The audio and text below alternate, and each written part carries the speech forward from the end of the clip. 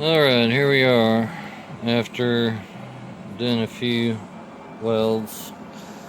You can see there's a couple rows there, but there's actually a couple underneath those two.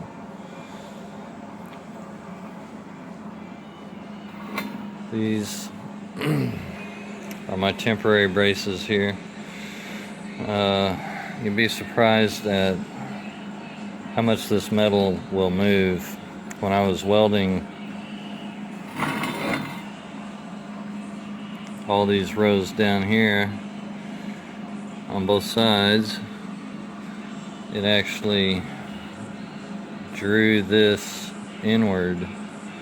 It's supposed to be 5 inches and a 1/16, and it drew it just under 5 inches. So I actually had to get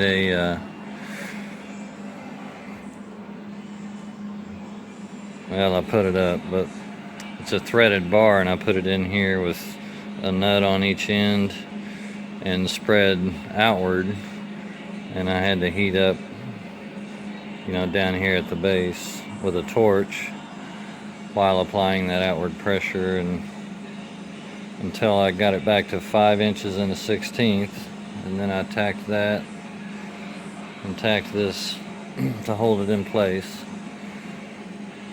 So now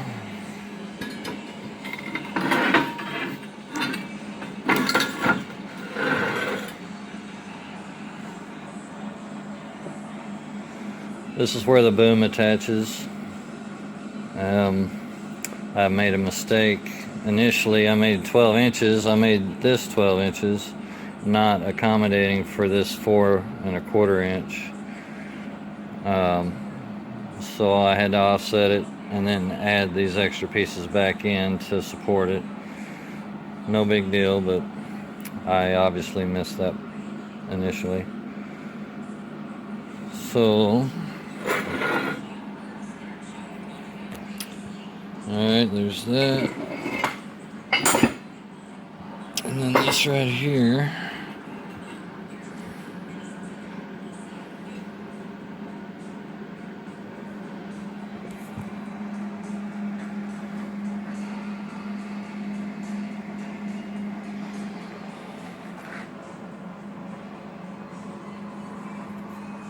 Try to pan out here. So that's 2 feet, 24 inches from there to the point, and that's the same as the bucket was designed.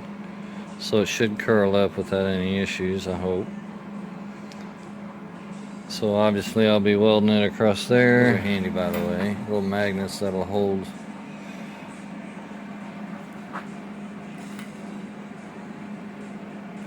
it at perfect 90 degrees. But I've got these scrap pieces that I left over from when I did build the backhoe, and I thought, well, those might be handy someday, so I kept them. I'm thinking might just use them as a gusset, dual gussets on both sides like that. I knew they'd come in handy someday.